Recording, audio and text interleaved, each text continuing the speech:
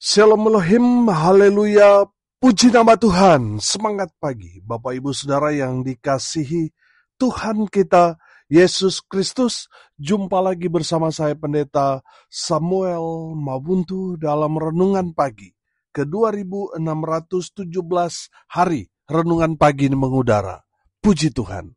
Bapak Ibu Saudara yang dikasihi Tuhan, sebelum kita membaca, mendengarkan, dan merenungkan firman Tuhan hari ini, mari kita berdoa, minta pimpinan Roh Kudus. Kita berdoa.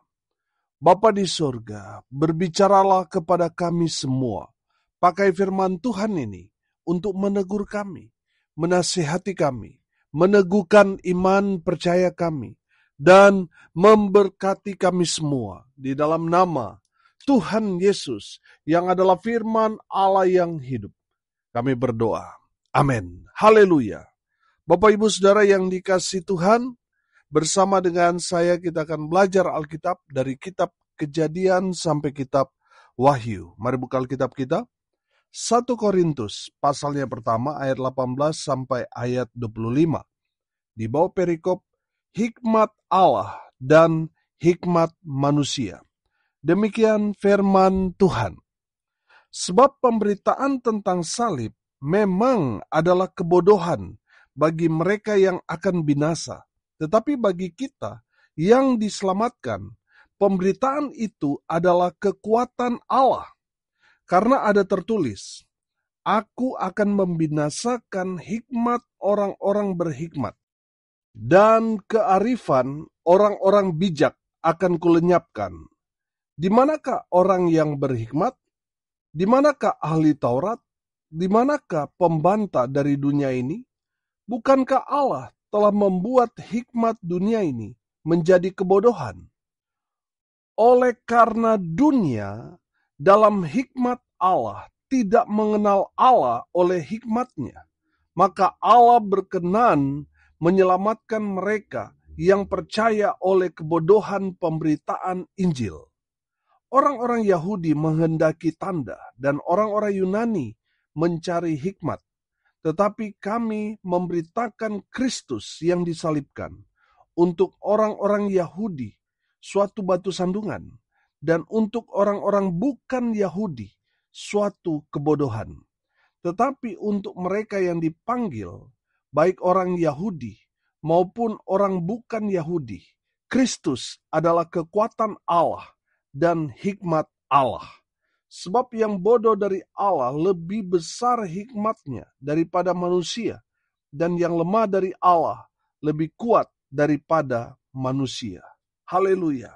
Bapak Ibu Saudara yang dikasihi Tuhan, dari kebenaran firman Tuhan yang sudah kita baca dengarkan bersama-sama, saya memberi tema pemberitaan Injil di mata Tuhan versus di mata dunia. Saudara, bagi orang dunia, pemberitaan Injil yang pertama, ayat 18 katakan, perhatikan. Sebab pemberitaan tentang salib memang adalah kebodohan bagi mereka yang akan binasa.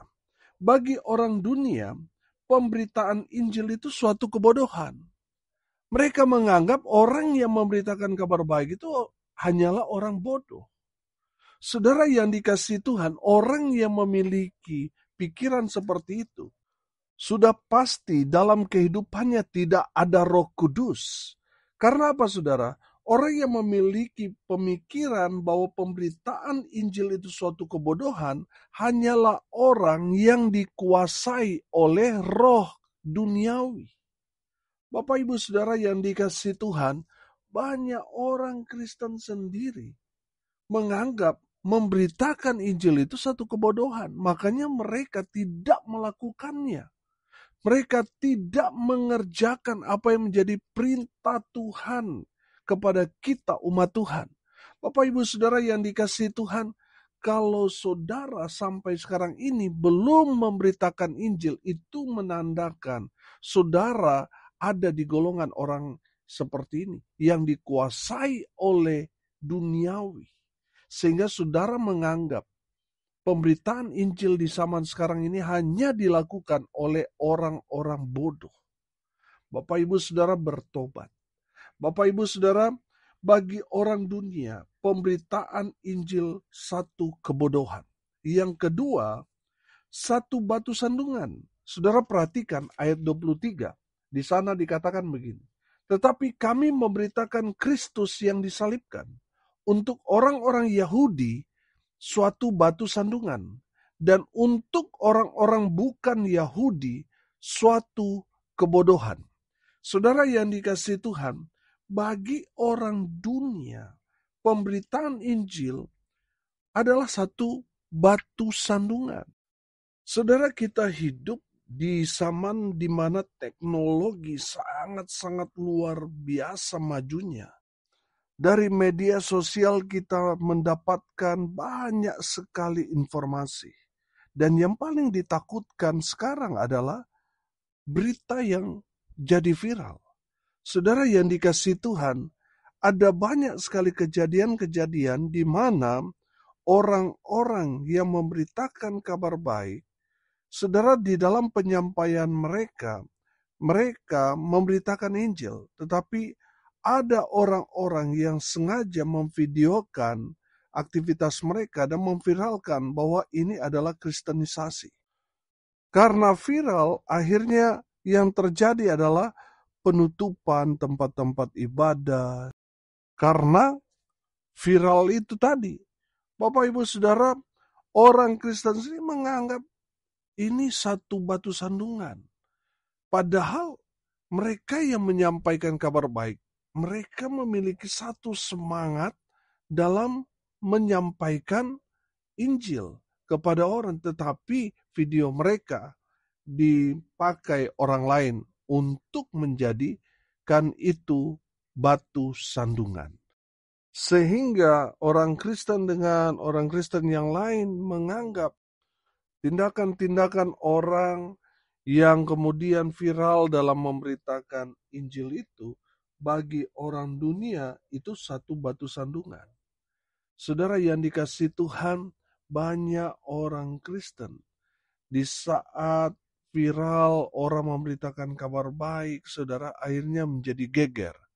Banyak orang Kristen sendiri cuci tangan. Mereka mulai mencari kesalahan. Benar firman Tuhan ini katakan bahwa pemberitaan Injil bagi orang dunia, mereka menganggap itu satu batu sandungan. Tapi di mata Tuhan itu batu loncatan. Amin. Seberapa banyak di antara kita menganggap memberitakan Injil itu batu sandungan atau batu loncatan? Menurut saudara, saudara menganggap pemberitaan Injil itu sebagai batu sandungan atau batu loncatan? Saudara sendiri yang tahu. Yang ketiga, saudara, bagi orang dunia, pemberitaan Injil itu satu kemunduran. Itu satu hal yang sangat-sangat kuno, sangat-sangat primitif. Saudara yang dikasihi Tuhan, ada banyak orang Kristen. Kenapa mereka tidak memberitakan Injil? Karena mereka menganggap pemberitaan Injil itu ya hanya ada di zaman Yesus. Makanya banyak orang Kristen stuck. Mereka tidak memberitakan kabar baik. Sampai mereka mati, mereka tidak pernah menginjil. Ini yang menjadi masalah. Bapak Ibu Saudara yang dikasihi Tuhan, kalau kita paham isi hati Tuhan, firman Tuhan itu, pasti saudara akan bergerak memberitakan kabar baik. Bukan justru menganggap bahwa orang yang memberitakan Injil itu orang yang primitif. Saudara, banyak orang yang memberitakan kabar baik, penginjilan. Saya banyak mengenal orang-orang yang terjun langsung dalam lapangan, kehidupan mereka susah, saudara. Mereka sangat-sangat sulit dalam perekonomian mereka, hidup pas-pasan. Tapi di wajah mereka saya melihat ada sukacita yang besar. Karena apa? Mereka senang memberitakan kabar baik. Dan kehidupan mereka benar Tuhan pelihara. Bapak Ibu Saudara yang dikasihi Tuhan, jangan pernah menganggap bahwa pemberitaan Injil itu cukup di zaman Yesus atau di zaman rasul-rasul. Sekarang tidak ada lagi yang sangat-sangat urgent dalam memberitakan kabar baik. Kalau saudara memiliki pemikiran seperti itu, saudara keliru dalam pandangan saudara pada firman Tuhan. Justru di akhir zaman ini, Tuhan Yesus mau saudara dan saya gencar, bersemangat dalam memberitakan kabar baik. Jangan berhenti. Jangan menganggap bahwa pemberitaan Injil itu sudah selesai di zaman para rasul. Tidak. Sampai pada akhir zaman. Amin. Kita harus melakukan amanat agung Tuhan Yesus Kristus.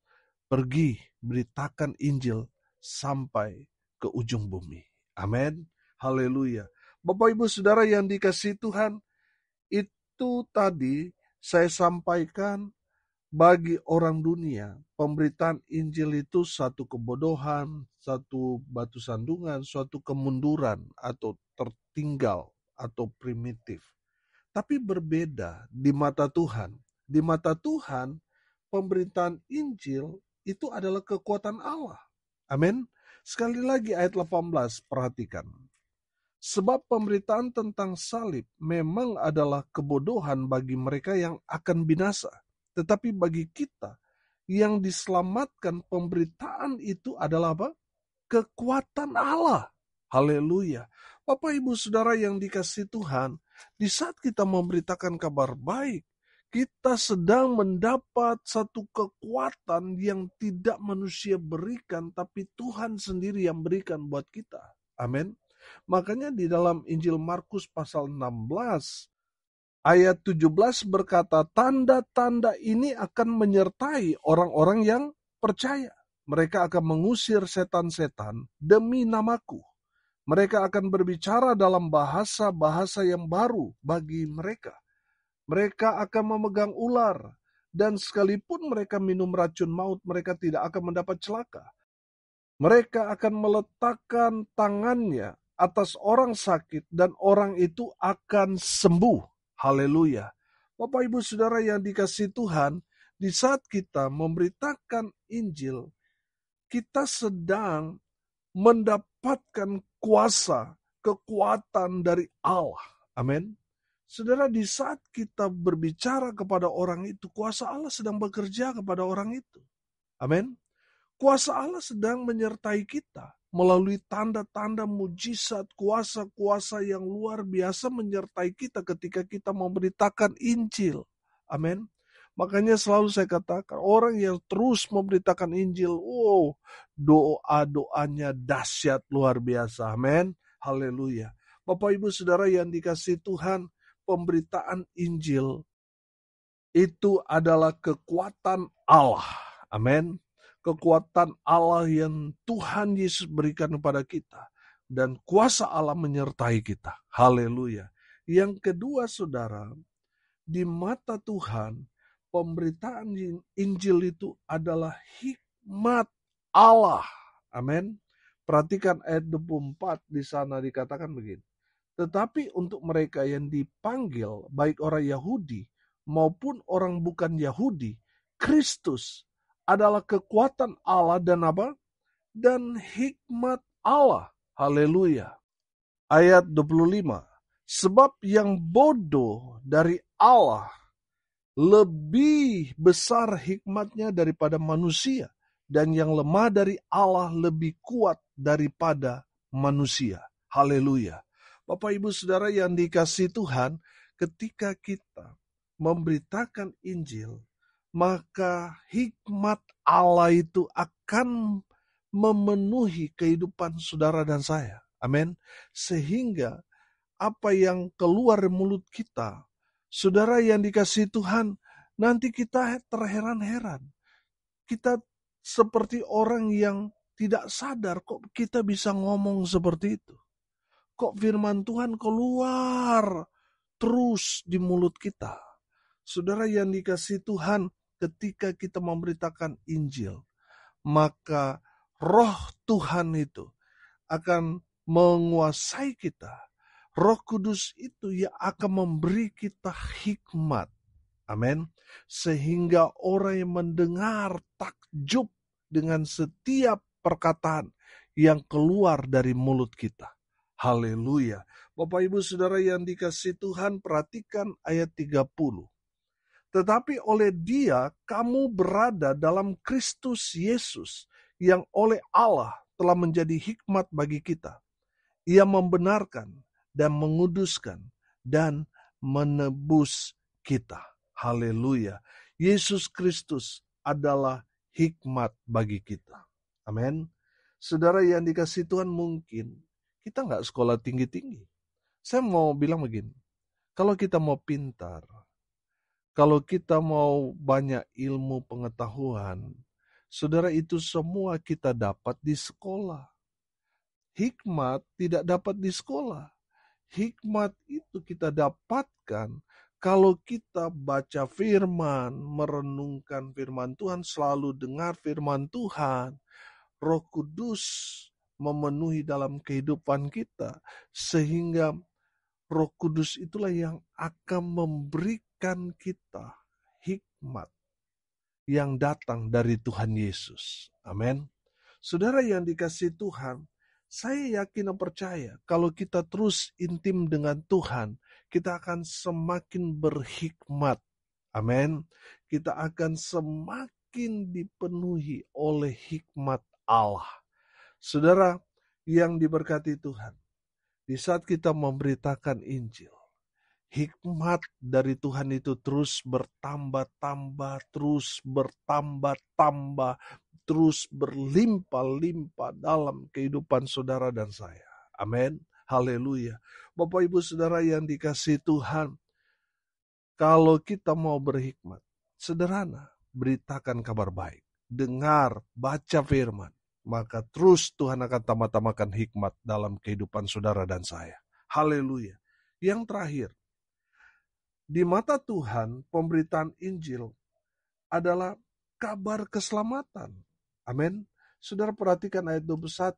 Di sana dikatakan, oleh karena dunia dalam hikmat Allah tidak mengenal Allah oleh hikmatnya, maka Allah berkenan menyelamatkan mereka yang percaya oleh kebodohan pemberitaan Injil. Haleluya.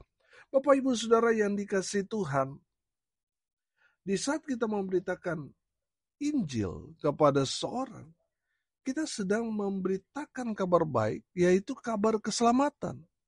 Mereka yang mendengar kabar baik, mereka percaya, mereka mendapat keselamatan dari Tuhan Yesus Kristus. Amin. Saudara yang dikasihi Tuhan, kalau kita melihat kehidupan sekarang yang kita perhatikan, kita sudah ada di penghujung waktu, di akhir-akhir zaman ini. Oleh karena itu, saudara yang dikasihi Tuhan, mari kita gencar memberitakan Injil. Amin. Kepada orang-orang yang ada di sekitar kita, yang belum percaya Tuhan Yesus. Mereka mungkin belum pernah mendengar tentang Yesus. Mari kita mau sampaikan kabar baik kepada mereka. Supaya apa? Supaya mereka juga diselamatkan. Amin. Jangan hanya kita, saudara, yang diselamatkan. Kita yang sudah diselamatkan oleh pemberitaan Injil, kita sekarang memiliki tugas kewajiban untuk menyelamatkan orang-orang yang ada di sekitar kita yang belum percaya Tuhan Yesus. Beritakan Injil kepada mereka. Saudara, tidak peduli orang bilang kita itu orang bodoh karena kita memberitakan kabar baik. Nggak masalah. Yang penting kita percaya Tuhan Yesus, kita diselamatkan. Daripada orang sekolah tinggi-tinggi, pangkatnya tinggi, tapi mati masuk neraka, buat apa? Bapak Ibu Saudara yang dikasihi Tuhan, mungkin bagi dunia ketika kita memberitakan Injil, itu menjadi batu sandungan. Itu menjadi satu tindakan yang mundur bagi pandangan mereka manusia. Tapi bagi pandangan Tuhan, di saat kita memberitakan Injil, oh haleluya, itu bicara kekuatan Allah. Di saat kita memberitakan Injil, maka Tuhan akan terus tambahkan hikmat kepada kita. Dan yang terakhir, saudara, kita belajar. Di saat kita memberitakan Injil, kita sedang menceritakan kabar keselamatan. Mereka yang percaya, mereka diselamatkan. Amin. Haleluya. Mari kita berdoa. Terima kasih Bapa di surga atas kebenaran firman yang sangat memberkati kami. Berkati semua pendengar dimanapun mereka berada. Tuhan memberkati hidup mereka. Rumah tangga mereka diberkati, usaha, pekerjaan, pelayanan mereka dibuat beruntung berhasil dalam segala hal. Mereka yang sakit Tuhan sembuhkan. Mereka yang lemah Tuhan kuatkan. Tuhan hibur mereka yang berduka cita. Dan hamba berdoa biarlah berkat surga turun memenuhi semua pendengar. Bapak Ibu Saudara yang dikasihi Tuhan, arahkanlah hatimu kepada Tuhan dan terimalah berkat dari Tuhan Yesus. Tuhan memberkati engkau dan melindungi engkau. Tuhan menyinari engkau dengan wajah-Nya dan memberi engkau kasih karunia. Tuhan menghadapkan wajah-Nya kepadamu dan memberi engkau damai sejahtera di dalam nama Tuhan Yesus, sumber segala berkat. Bapak Ibu Saudara yang percaya, diberkati Tuhan, katakan amin, puji Tuhan. Bapak Ibu Saudara yang dikasihi Tuhan, kalau saudara merasa diberkati melalui renungan pagi ini, bagikan juga kepada saudara-saudara yang lain, supaya mereka juga diberkati. Karena untuk itulah kita dipanggil, untuk jadi berkat. Salam kasih dari Bali. Saya Pendeta Samuel Mabuntu. Sampai jumpa besok pagi. Tuhan Yesus memberkati kita semua. Haleluya!